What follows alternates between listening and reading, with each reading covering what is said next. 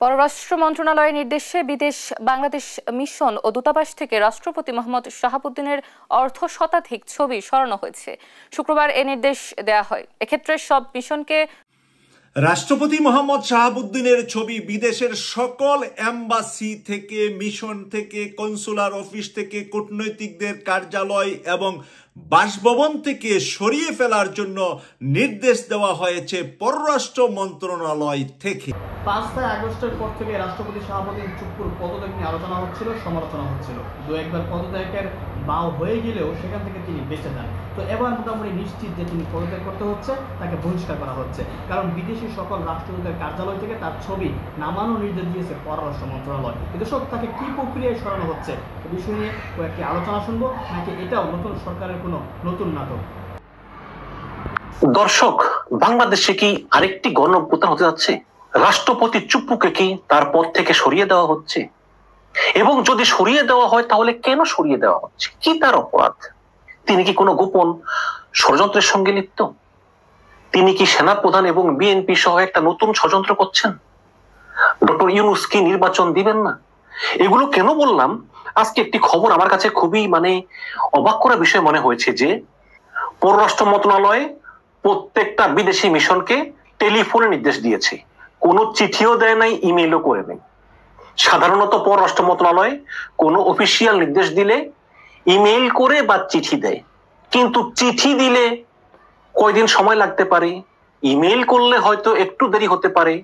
এই কারণে কাল বিলম্ব না করে সঙ্গে সঙ্গে টেলিফোন কলে নির্দেশনা দেওয়া হলো যে বিদেশে বাংলাদেশের সকল কূটনৈতিক মিশন থেকে রাষ্ট্রপতি শাহাবুদ্দিন চুপ্পুর ছবি সরানোর নির্দেশ। আমি যদি পড়ি, ঢাকা পোস্টে লিখেছে যে বিদেশে বাংলাদেশ সব কূটনৈতিক মিশন, কনসুলেট এবং কূটনীতিকদের অফিস থেকে ও বাসভবন থেকে রাষ্ট্রপতি মোহাম্মদ শাহাবুদ্দিনের ছবি সরানোর নির্দেশনা দিয়েছে পররাষ্ট্র মন্ত্রণালয়। অঞ্চল ভিত্তিক কয়েকজন রাষ্ট্রদূত ও হাইকমিশনারকে টেলিফোনে এই নির্দেশনার কথা জানানো হয়েছে এবং তারা দায়িত্বপ্রাপ্ত অঞ্চলে অন্য মিশনগুলোতে সরকারের এই নির্দেশনার কথা জানাবেন। কয়েকটা দেশে দূতাবাস মিলে একটা অঞ্চল থাকে এবং ওই অঞ্চলে সিনিয়র যে রাষ্ট্রদূত তাকে জানানো হয়েছে, তিনি অন্য দূতাবাসকে জানিয়ে দিবেন ইমিডিয়েট এফেক্ট রাষ্ট্রপতি চুপ্পুর ছবি সরিয়ে ফেলার জন্য। বিদেশের বিভিন্ন মিশন সূত্রে এই তথ্য নিশ্চিত হওয়া গেছে। সূত্রের বরাতে ঢাকা পোস্ট জানতে পেরেছে যে কোনো আনুষ্ঠানিক চিঠি বা ইমেল না দিয়ে টেলিফোন কলে অঞ্চল ভিত্তিক কয়েকজন রাষ্ট্রদূত হাইকমিশনারকে কূটনৈতিক মিশন, কনসুলেট, কূটনীতিকদের অফিস ও বাসভবন থেকে রাষ্ট্রপতি মোহাম্মদ শাহাবুদ্দিনের ছবি ছড়ানোর নির্দেশনা দিয়েছে পররাষ্ট্র মন্ত্রণালয়। মন্ত্রণালয়ের এই নির্দেশনা তথ্য দায়িত্বপ্রাপ্ত দূতদের অন্যান্য মিশনে জানিয়ে দিতে বলা হয়েছে। দক্ষিণ এশিয়া, ইউরোপের ও আফ্রিকার কয়েকটি মিশনের দূতদের সঙ্গে কথা বলে জানা গেছে যে রাষ্ট্রপতির ছবি সরানোর নির্দেশনা এখনো তারা পাননি। তবে বিদেশের দুটি মিশন প্রধান জানিয়েছেন যে ইতিমধ্যেই তারা এই নির্দেশনা পেয়েছেন। নাম প্রকাশ না করার শর্তে দায়িত্বশীল কূটনীতিক জানান, ঢাকা থেকে কূটনৈতিক মিশন, কনসুলেট, কূটনীতিকদের অফিস ও বাসভবন থেকে রাষ্ট্রপতি মোহাম্মদ শাহাবুদ্দিন চুপ্পুর ছবি সরানোর নির্দেশনা দেওয়া হয়েছে। এটা আনুষ্ঠানিক চিঠি বা ইমেলের মাধ্যমে বলা হয়নি। পররাষ্ট্র মন্ত্রণালয় থেকে টেলিফোনে সরকারের নির্দেশনার কথা অঞ্চল ভিত্তিক একজন দূতকে জানানো হয়েছে, তারা এখন ফোন করে অন্যান্য মিশনে জানাচ্ছেন। একই সঙ্গে ছবি সরানোর বিষয়টি তারা তদারকি করতেছেন। আরেক কূটনীতিক বলেন যে আমাদের অঞ্চলে যে রাষ্ট্রদূতকে দায়িত্ব দেওয়া হয়েছে উনি সরাসরি এখন আমাদের জানাননি, তবে ওনার পক্ষে কাছাকাছি আরেকটি মিশন থেকে একজন রাষ্ট্রদূত আমাদেরকে এই নির্দেশনার কথা জানিয়েছেন। এই হচ্ছে অবস্থা। তাহলে প্রশ্ন হচ্ছে যে হঠাৎ কেন ইমেল বা চিঠি ছাড়া আনঅফিসিয়াল ভাবে টেলিফোনে ইমিডিয়েটলি রাষ্ট্রপতি চুপ্পুর ছবি নামিয়ে নেওয়ার কথা বলা হলো? আপনারা জানেন যে গত বছরের অক্টোবরে বৈষম্য ছাত্র আন্দোলনের ছাত্ররা তারা রাষ্ট্রপতি চুপ্পুর পদত্যাগের দাবিতে বঙ্গভবন ঘেরাও করেছিল। তখন আমরা মনে করেছিলাম যে রাষ্ট্রপতি চুপ্পুর ডেজ ইজ নাম্বারড, কিন্তু বিএনপি এবং সেনাপ্রধানের এবং মার্কিন রাষ্ট্রদূতের বিরোধিতার কারণে শাহাবুদ্দিন চুপ্পুকে তার পদ থেকে নামানো যায়নি এবং বিএনপি বলেছিল যে এই মুহূর্তে রাষ্ট্রপতি চুপ্পুকে পদত্যাগ করতে বলা হলে সাংবিধানিক সংকট তৈরি হতে পারে। যদিও আমরা প্রধান উপদেষ্টা ডক্টর ইউনূসকে আমরা কখনো দেখিনি চুপ্পুর সঙ্গে দেখা করতে, শুধু একবার দেখা করেছেন শপথ নেওয়ার সময়। আমরা দেখেছি যে হাসিনার আমলে বা অন্য আমলে প্রধানমন্ত্রী কোনো মিটিং এ বিদেশে গেলে বা অন্য কোথাও গেলে রাষ্ট্রপতিকে অবহিত করতে বঙ্গভবনে যায়, কিন্তু আমরা ডক্টর ইউনূসকে বঙ্গভবনে একটা দিনও যেতে দেখিনি। তার ইউনূস চুপ্পুকে পছন্দ করেন না, কোনো সন্দেহ নাই, পছন্দ করার কারণও নাই, কারণ চুপ্পু হচ্ছে হাসিনার দোসর, যুক্তি আছে। কিন্তু চুপ্পুর যে পদটা, এটা সাংবিধানিক পদ এবং একমাত্র পার্লামেন্টের মাধ্যমে ইমপিচমেন্ট করেই কিন্তু রাষ্ট্রপতিকে পদ থেকে অপসারণ করা যায়। এখন তো পার্লামেন্ট নাই। তাহলে এখন যেখানে আমাদের দেশটা নির্বাচন মুখী হচ্ছে, ফেব্রুয়ারিতে নির্বাচন হবে, সেখানে এই নির্বাচন সংস্কার আরো নানান কাজ আছে। দেশটাকে নির্বাচনের উপযোগী করে তোলার জন্য অনেক কাজ করা দরকার, হাতের সময় খুব কম। ঠিক এর ভিতরে নতুন করে আবার এই রাষ্ট্রপতি চুপ্পুকে সরানোর কাজটা কেন করতে গেল? এবং আপনি খেয়াল করবেন এনসিপি নেতারা, তারা ইদানিং খুব গরম গরম কথা বলতেছেন এবং কটাক্ষ করে কথা বলতেছেন।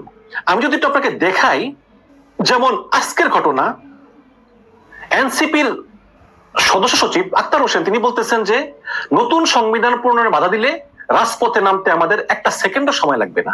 এটা আক্তার হোসেন বলতেছেন। হাসনাত আব্দুল্লাহ বলতেছেন যে লন্ডনে গিয়ে প্রধান উপদেষ্টা সিজদা দিয়ে এসেছেন, মানে এটা তো একটা কটাক্ষ। ডক্টর ইউনূসকে কি তিনি এভাবে কথা বলতে পারেন? সিজদা দিয়ে এসেছেন, একদম কটাক্ষ। এবং ওই নাসিরউদ্দিন পাটোয়ারি তিনি বলতেছেন যে ইতিহাস থেকে শিক্ষা না নিলে বিদেশে অনলাইনে পড়ে থাকতে হতে পারে, মানে তারেক রহমানকে ইঙ্গিত করে বলেছেন যে ইতিহাস থেকে শিক্ষা নেয় নাই তারেক রহমান, এই জন্য অনলাইনে বিদেশে পড়ে রয়েছে।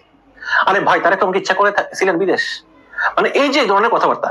এবং নাসিরউদ্দিন পাটোয়ারি আবার সেনাবাহিনীকে বলতেছেন যে হাতে বন্দুক আছে কিন্তু মাথায় কোনো ব্রেন নেই। তিনি একটা প্রতিষ্ঠানকে কটাক্ষ করে কথা বলতেছেন, সেনাবাহিনীকে, যে তাদের হাতে অস্ত্র আছে, ব্রেন নাই। বিদেশে গিয়ে ট্রেনিং নিয়ে আসে, কোনো অস্ত্র নাই, সংবিধান জানে না, আইন জানে না। সেনাবাহিনীর যে সংবিধান জানার কোনো প্রয়োজন নাই, এটা এই নাসিরউদ্দিন পাটোয়ারিকে কে বোঝাবে? সেনাবাহিনী সরকার নির্দেশ মানে, সংবিধান দেখবে সরকার, সেনাবাহিনী না। কিন্তু তারা অনবরত এগুলো বলে যাচ্ছে। ওদিকে প্রথম মনে করেছিলাম যে জামাতে ইসলাম হয়তোবা এই প্রপোর্শনাল রিপ্রেজেন্টেশন, যে পিআর ভোট সিস্টেমের কথা বলতেছে, এটা হয়তো বলতেছে, কিন্তু পরবর্তী তারা ওই পুরাতন যে system, first past the post system, এই সিস্টেমটা মেনে নেবে। কিন্তু এখন জামাতও গলা চড়াচ্ছে, তারা বলতেছে যে আমরা কঠিন আন্দোলনে নামবো যদি পিআর সিস্টেমে ভোট নেওয়া না হয়। ওদিকে আপনারা জানেন যে বাংলাদেশ পিআর জন্য প্রস্তুত নয় এবং জামাত ইসলাম আরেকটা ঐতিহাসিক ভুল করতে যাচ্ছে বলে আমি মনে করি। সুতরাং এই যখন অবস্থা, তখন নাসিরউদ্দিন পাটোয়ারি কিন্তু আগে বলেছেন যে ফেব্রুয়ারিতে নির্বাচন হবে না। এবং যদি এখন আওয়ামী লীগ তো মাঠেই নেই, যদি এই এনসিপি এবং জামাত মিলে তারা নির্বাচনে অংশগ্রহণ না করে, তাহলে কি বিএনপি একাই নির্বাচনে অংশগ্রহণ করবে? যদি এই পরিস্থিতি হয়, সেক্ষেত্রে ডক্টর ইউনূস তিনি পদত্যাগ করে অন্য একটি সরকারের কাছে ক্ষমতা দিয়ে তিনি চলে যেতে পারেন। এবং এই পরিস্থিতি যদি হয় এবং ডক্টর ইউনূস অন্য একজনের কাছে ক্ষমতা দিয়ে দেন, তাহলে সেই মানুষটা হবে কে? সেই মানুষটা জামাত ইসলাম এবং এনসিপি এরাই হয়তো চায় যে সেই মানুষটা এমন মানুষ হোক যারা আমাদের কথা শুনবে, বিএনপির কথা শুনবে। কারণ এনসিপি মনে করে ডক্টর ইউনূস লন্ডনে গিয়ে তারেক রহমানকে সেজদা করে এসেছে এবং লন্ডন থেকে আসার পর থেকেই প্রশাসন, সরকার সর্বক্ষেত্রে এনসিপি নিয়ন্ত্রণ হারিয়েছে। এবং আপনারা জানেন যে গোয়েন্দা সংস্থাগুলো পুরোপুরি বিএনপির পক্ষে কাজ করতেছে। এমনকি আসিফ মাহমুদ যে মন্ত্রী পদমর্যাদার, তার উপরেও গোয়েন্দারা নজরদারি করতেছে। তো এই কারণে এনসিপি আরো ক্ষিপ্ত। সুতরাং এখন যদি ইলেকশন হয় এবং সেই ইলেকশনে বিএনপি ক্ষমতা এসে পড়ে, তাহলে এটা জামাত এবং এনসিপি তারা মানতে পারতেছে না। এখন এইসব কারণে পরিস্থিতি ঘোলা হচ্ছে। এখন এই পররাষ্ট্র মন্ত্রণালয় থেকে বিভিন্ন মিশনে চিঠি পাঠিয়েছে যে রাষ্ট্রপতি চুপ্পুর ছবি নামিয়ে নেওয়ার জন্য। কিন্তু আমরা তো পররাষ্ট্র উপদেষ্টাকে দেখি না। পররাষ্ট্র উপদেষ্টা তৌহিদ হোসেন, তাকে আমরা কোথাও দেখি না। তিনি কোথায়? পররাষ্ট্র মন্ত্রণালয়ের সকল কাজকর্ম সামলাচ্ছেন ডক্টর খলিলুর রহমান এবং এই খলিল সাহেব হচ্ছে আরেকজন রহস্য মানব। এই খলিলুর রহমানের প্রতি ভারতীয় গোয়েন্দা সংস্থা র এর বিশাল আগ্রহ। এই সেই খলিলুর রহমান যিনি বর্তমানে অনেকে বলতেছেন যে খলিলুর রহমানকে আবার ক্যান্টনমেন্টে সেনাপ্রধান ওয়াকারুজ্জামান অবাঞ্ছিত ঘোষণা করেছেন। তিনি ক্যান্টনমেন্টে ঢুকতে পারেন না, ওদিকে তিনি আবার জাতীয় নিরাপত্তা উপদেষ্টা, কিন্তু ক্যান্টনমেন্টে ঢুকতে দেয় না সেনাবাহিনীর প্রধান। সমস্যা এখানেও আছে। তো এই খলিলুর রহমান আবার পররাষ্ট্র মন্ত্রণালয়েও তার বিশাল প্রভাব এবং পরিচালনা করেন। এখন এই সরকারের কিন্তু অনেকগুলো পাওয়ার সেন্টার আছে। ইউনূস একটা পাওয়ার সেন্টার, এনসিপি একটা, জামাত একটা, সেনাবাহিনী একটা, বিএনপি একটা। এখন বিভিন্ন পাওয়ার সেন্টার বিভিন্ন ষড়যন্ত্র করতেছে। এবং কিছু কিছু উপদেষ্টা তারা ক্ষমতায় বসে চেয়ারের একটা লোভে পেয়ে বসেছে, এই যে ফ্রি গাড়ি বাড়ি পুলিশ নিরাপত্তা কত কিছু, এইসব কারণে তারা আর ছাড়তে চাচ্ছে না। এখন এমন অবস্থায় রাষ্ট্রপতি চুপ্পুকে অপসারণ করলে কিভাবে করবে, সাংবিধানিক সংকটটা কিভাবে দূরীভূত হবে, এই সব বিষয়ের উত্তর কিন্তু আমাদের কাছে নেই। কিন্তু একটা বিষয় বলতে পারি দর্শক, যে বাংলাদেশ একটা গভীর সংকটে পড়তে যাচ্ছে। আমি স্পষ্ট বলতে চাই যে যদি ফেব্রুয়ারি নির্বাচনে এনসিপি এবং জামাত অংশ না নেয় তাহলে তারা একটা ঐতিহাসিক ভুল করবে। সব জিনিস সবার মনোপুত হয় না, এটাই হচ্ছে বাস্তবতা, মেনে নিতে হবে। আজকে জামাত এনসিপি পিআর চায়, বিএনপি পিআর চায় না। ভাইরে, এটাই কি বাংলাদেশের শেষ নির্বাচন? না, নির্বাচন 5 বছর পর পর হবে এবং সংস্কার হচ্ছে একটা চলমান প্রক্রিয়া, এটা চলবে। কিন্তু আমি মনে করি যে ছাত্র জনতার রিকোয়েস্টে ডক্টর ইউনূস যে মহান দায়িত্ব নিয়েছেন সেই দায়িত্ব তাকে শেষ করতে দেওয়া উচিত, অন্তত তার সম্মানের দিকে তাকিয়ে, যাতে আমরা তাকে অসম্মানিত না করি। আজকে আমি জানি না যে এই রাষ্ট্রপতি চুপ্পুর ছবি এতদিন ছিল, আর 6 মাস থাকলে কি হতো, ফেব্রুয়ারিতে তো নির্বাচন হয়ে যেত, তারপর পার্লামেন্ট আসতো, নতুন পার্লামেন্ট সিদ্ধান্ত নিত। কিন্তু এই তড়িঘড়ি করে রাষ্ট্রপতি চুপ্পু, সে যাই হোক না কেন, এখন তো সে রাষ্ট্রপতি, প্রজাতন্ত্রের সবচেয়ে মহামান্য, সেই রাষ্ট্রপতি চুপ্পুর ছবিগুলো দূতাবাস থেকে সরানো কেন এত জরুরি হয়ে পড়লো, এই প্রশ্নের উত্তরটা আমি সরাসরি পেলাম না। কিন্তু সাম্প্রতিক সময়ে যেসব বিভাজন চলতেছে, আপনারা জানেন যে বিদেশ থেকে পিনাকি ভট্টাচার্য এবং ইলিয়াস হোসেন তারা বলেছেন যে রাষ্ট্রপতি চুপ্পুকে এই আগস্ট মাসেই আমরা সরিয়ে দিতে চাই, আমরা চাই যেন তিনি না তার পদে না থাকেন। তো নাকি এই সমস্ত ষড়যন্ত্রের অংশ কিনা? আপনারা জানেন যে খলিলুর রহমান এবং পিনাকি ভট্টাচার্য তারা গুরু এবং শিষ্য। তো এই সমস্ত কারণে আমি দেখতেছি যে একটা ষড়যন্ত্র হচ্ছে, দেশটাকে অস্থিতিশীল করার একটা ষড়যন্ত্র হচ্ছে, এবং সেই ষড়যন্ত্র বয়ে আনতে পারে আরেকটা বিপ্লব, আরেকটা গণঅভ্যুত্থান। এখন সেই বিপ্লব কি জনতার দিক থেকে আসে, নাকি সেনাবাহিনীর দিক থেকে আসে, নাকি দেশের বাইরে থেকে আসে, সেটাই দেখার বিষয়। বাট একটা জিনিস আমি বলতে পারি যে মার্কিন যুক্তরাষ্ট্র এখানে পিছনে থেকে একটা ভাইটাল রোল প্লে করতেছে। আপনি দেখেন যে মার্কিন রাষ্ট্রদূত উড়ে গেলেন লন্ডনে, খুব সিরিয়াস না হলে তিনি কিন্তু এই 7 সমুদ্রতার নদী পার হয়ে লন্ডনে যাওয়ার মতো লোক না। তারপরে তিনি আসলেন, বৈঠক করলেন প্রধান বিচারপতির সঙ্গে, বৈঠক করলেন সংস্কার কমিশনের সঙ্গে, বৈঠক করলেন জামাতের সঙ্গে, বৈঠক করলেন এনসিপির সঙ্গে, এবং পররাষ্ট্র মন্ত্রণালয়ে গিয়ে গোপনে গোপনে অনেক বৈঠক করলেন প্রধান বিচারপতির সঙ্গে। এই মার্কিন রাষ্ট্রদূত, সেই ভদ্র মহিলা, এত হাই প্রোফাইল ব্যক্তি বাংলাদেশ সরকারের, তাদের সঙ্গে বৈঠক করা কিন্তু কোনো স্বাভাবিক বিষয় নয়। সুতরাং আমি বলবো যে কি হচ্ছে না হচ্ছে বা যা হচ্ছে, এটাতে কিন্তু মার্কিন যুক্তরাষ্ট্র একটা অন্যতম একটা চালকের আসনে আছে। এখন সেই পদক্ষেপটা কি আসলে, এখন মার্কিন যুক্তরাষ্ট্রের সিদ্ধান্ত কি আসলে ইউনূসের পক্ষে যায়, নাকি এনসিপির পক্ষে যায়, নাকি বিএনপির পক্ষে যায়, এটাই আমার দেখার বিষয়। কিন্তু একটা জিনিস আমি বুঝি যে দেশটাতে কিছু একটা হচ্ছে। এখন কি হচ্ছে এটা বোঝার জন্য আমাদের কয়েকটা দিন অপেক্ষা করতে হবে। কিন্তু একটা জিনিস মনে রাখবেন, ক্ষমতার বিভিন্ন যে কেন্দ্র, ইউনূস, বিএনপি, জামাত, এনসিপি, সেনাবাহিনী, এবং নতুন ক্ষমতার ভর কেন্দ্র হচ্ছে মার্কিন দূতাবাস। এবং এই প্রত্যেকটা ক্ষমতার কেন্দ্রের ভিতরে ভারসাম্য হবে, কিভাবে নতুনটা সরকার আসবে, কিভাবে নির্বাচন হবে, আদৌ হবে কিনা, এইসব বিষয়গুলি বোঝার জন্য আমাদেরকে অপেক্ষা করতে হবে। বাট রাষ্ট্রপতি চুপ্পুর হঠাৎ করে ইমেল বা চিঠি ছাড়া টেলিফোন করে রাষ্ট্রপতি চুপ্পুর ছবি বিদেশি মিশন থেকে ইমিডিয়েটলি নামিয়ে দেওয়ার সিদ্ধান্ত আমার কাছে ভালো মনে হচ্ছে না। রাষ্ট্রপতি মোহাম্মদ শাহাবুদ্দিনের ছবি বিদেশের সকল এম্বাসি থেকে, মিশন থেকে, কনসুলার অফিস থেকে, কূটনৈতিকদের কার্যালয় এবং বাসভবন থেকে সরিয়ে ফেলার জন্য নির্দেশ দেওয়া হয়েছে পররাষ্ট্র মন্ত্রণালয় থেকে। আসসালামু আলাইকুম ওয়া রাহমাতুল্লাহি ওয়া বারাকাতুহু। প্রিয় দর্শক, একটি গুরুত্বপূর্ণ সংবাদ, কোনো কিছু হতে যাচ্ছে বাংলাদেশে, নতুন কিছু ভাবতে হচ্ছে আমাদেরকে, নড়েচড়ে বসেছে দেশ এবং বিদেশে। রাষ্ট্রপতি শাহাবুদ্দিন চুপ্পুর ছবি ছিল বাংলাদেশের এই পর্যন্ত শেখ হাসিনার যাওয়া পর্যন্ত আজ হঠাৎ করে একটি নিউজ আমরা পেলাম। সেই নিউজটি হলো যে রাষ্ট্রপতি শাহাবুদ্দিন চুপুর ছবি বিদেশের কোনো মিশনে, বিদেশের কোনো অ্যাম্বাসিতে এবং অ্যাম্বাসেডরের বাসভবনে সেই ছবি টানানো যাবে না। ছবিটা যেন নামিয়ে ফেলার দায়িত্বটা দিয়েছেন টেলিফোনের মাধ্যমে। এই বিস্তারিত নিউজটা একটু আপনাদের সামনে তুলে ধরি, তারপরে কি অন্তরালে কি হচ্ছে সেই নিয়ে একটু আলোচনা করব আজকে। কূটনৈতিক সূত্র জানা গেছে এই নির্দেশ কোনো আনুষ্ঠানিক চিঠি বা ইমেইলে পাঠানো হয়নি। টেলিফোনে অঞ্চল ভিত্তিক রাষ্ট্র ও হাইকমিশনারদেরকে বিষয়টি জানানোর অন্য মিশনগুলোকে খবর পৌঁছে দিতে বলা হয়েছে। কিছু কিছু অঞ্চল ভিত্তিক রাষ্ট্রদূত আছেন যাদের দায়িত্বে আবার অনেকগুলা রাষ্ট্রদূত পরিচালিত হয়। তারা সিনিয়র হিসাবে একটি দেশ আরো 10টি দেশকে তারা পরিচালনা করে থাকেন। তো ওই একজনকে জানানো হয়েছে আরো 10টাকে জানিয়ে দেওয়ার জন্য। এই নিউজটাই সরাসরি পত্রিকায় এসেছে।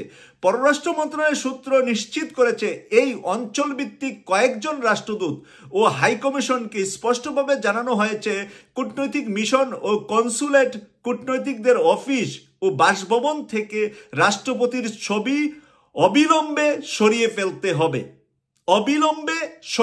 হবে। এখানেই আমি থামলাম রাষ্ট্রপতির ছবি নিয়ে। এবার আসি আমি আজকের এই অবস্থায় দেশ এবং দেশের ভিতরে এবং আন্তর্জাতিকভাবে কি হতে যাচ্ছে, কি হবে বাংলাদেশের, সেটা নিয়ে আমরা একটু দুর্বলতা দেখতে পেয়েছি। ডক্টর মোহাম্মদ ইউনূস হঠাৎ করে চুপসে গিয়েছেন। রাষ্ট্রের ভিতরে একটা ইলেকশন দিয়ে উনি পালিয়ে যাওয়ার রাস্তা খুঁজছেন। কেউ কেউ বলছেন যে উনি লন্ডনে এসে সেজদা দিয়েছেন তারেক রহমানের পায়ে। তার মানে এটা সেজদা নয়, তার মানে সিলিন্ডার করেছেন রাষ্ট্র পরিচালনার জন্য। তারেক রহমানের পরামর্শে এখন ডক্টর ইউনূস রাষ্ট্র পরিচালনা করছেন, এটাই বোঝাচ্ছেন হাসনাত আব্দুল্লাহ। এই কথা হাসনাত আব্দুল্লাহ বলেছেন। আমরা এক একজনকে এক একভাবে কথা বলতে, নাসিরুদ্দিন পাটোয়ারি একটি কথা বলছেন, আমরা দেখছি যে এনসিপির সেক্রেটারি একটি কথা বলছেন। প্রত্যেকেই শক্ত কথা বলছেন। গত 2 দিনে আপনারা যদি তাদের বক্তব্য শুনে থাকেন, আপনারা গত 2 দিন দেখবেন যে প্রত্যেকে পাওয়ারফুল, শক্তিশালী কথা সুরে দিচ্ছে। কেউ সেনাবাহিনী নিয়ে কথা বলছেন, কেউ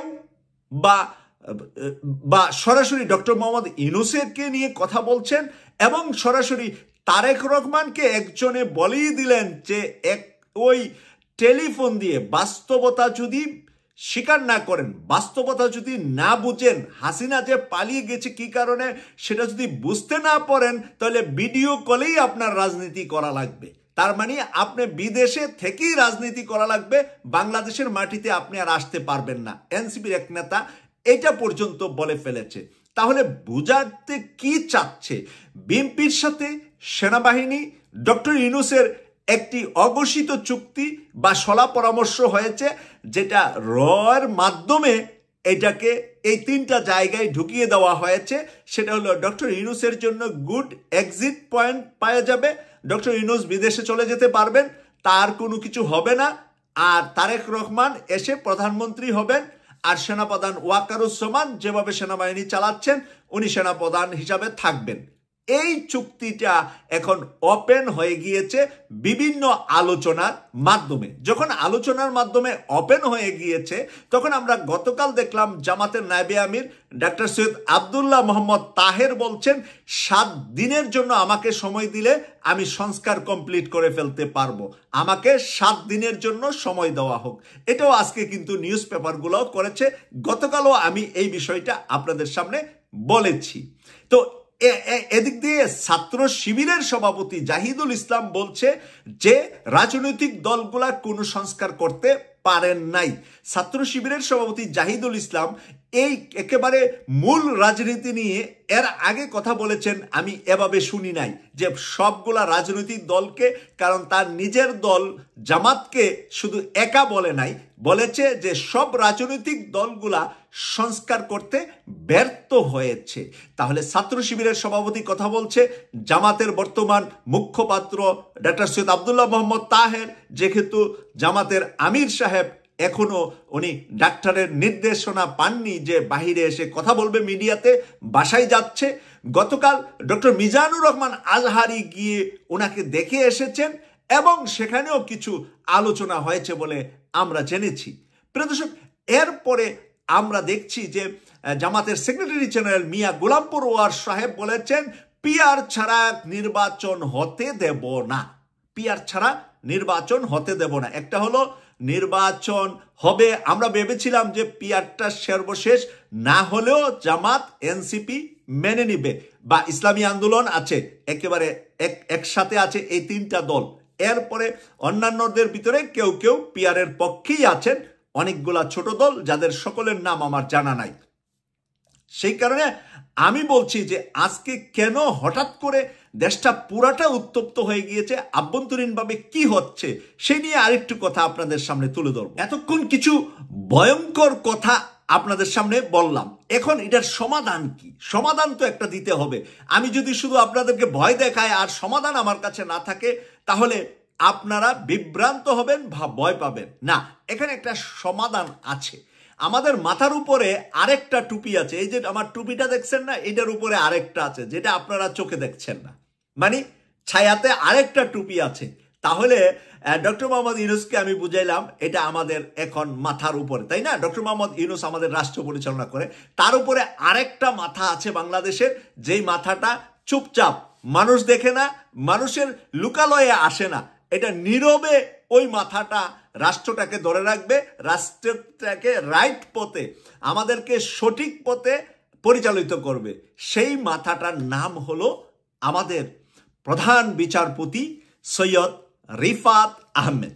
তিনি হলেন আমাদের সর্বোচ্চ গার্জিয়ান, সর্বোচ্চ রাষ্ট্রের ক্ষমতাবান, সর্বোচ্চ রাষ্ট্রের মানে সর্বশেষ সময়ে হালটা উনি ধরবেন এবং উনি আমাদেরকে সকল কিছু থেকে, সকল বিপদ থেকে, ভারতীয় আগ্রাসন থেকে এই দেশকে, এই রাষ্ট্রকে বাঁচাবেন। এই ব্যাপারে আমি অনেক কনফিডেন্ট ওনার উপরে।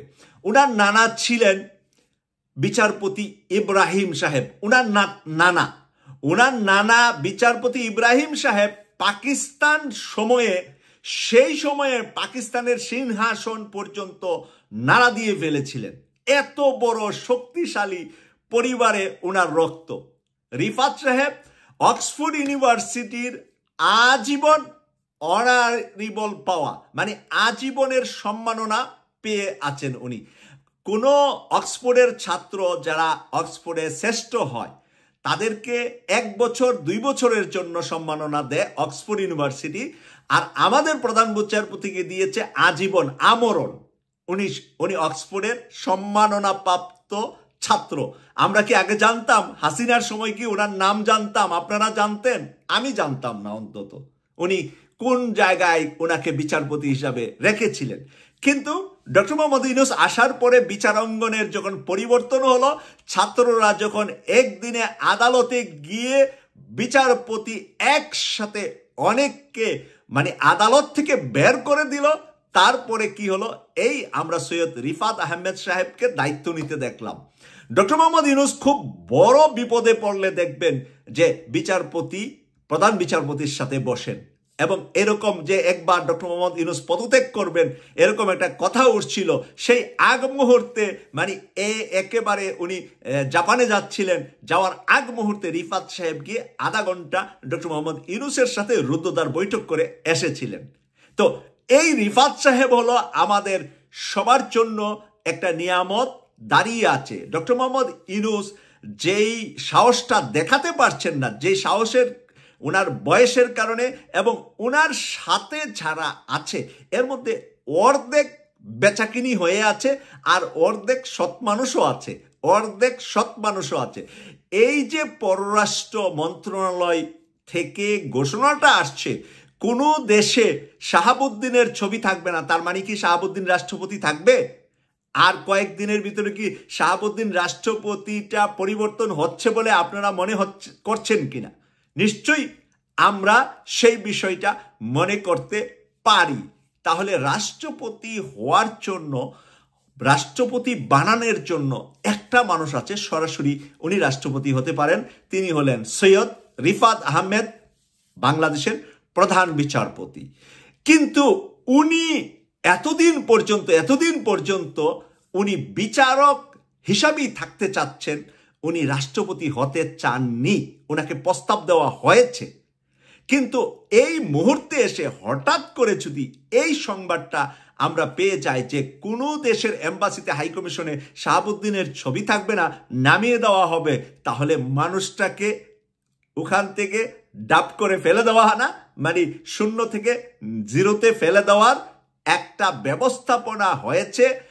আর এই যে সংঘাতময় অবস্থায় দেশটা চলে যাচ্ছে, এনসিপি, জামাত, ইসলামী আন্দোলন পিআর ছাড়া নির্বাচন মানি না, আর তারা মনে করছে যে একেবারে ডক্টর মোহাম্মদ ইউনূস শরীর বাঁচানোর জন্য, নিজেকে মানে বাঁচানোর জন্য, তার সাথে কিছু আবার ওই দুর্নীতি যারা করে ফেলেছে ওরা ঐক্য হয়েছে, হয়ে তারা চাচ্ছে যে একটা তাদের পক্ষের একটা দলকে মানে বিএনপিকে তারা সাপোর্ট দিয়ে ক্ষমতায় নিয়ে আসবে, আবার তাদেরকে বিএনপি কোনো কিছু করবে না, মানে কোনো ধরনের, যেমন মঈনুদ্দিন ফখরুদ্দিনে হাসিনার সাথে করেছিল, এমনটা এই সরকারটা বিএনপির সাথে করতে চাচ্ছে, যেটার কারণে এনসিপি, জামাত এবং ইসলামী আন্দোলন তারা শক্ত অবস্থান মাঠে নিয়েছে।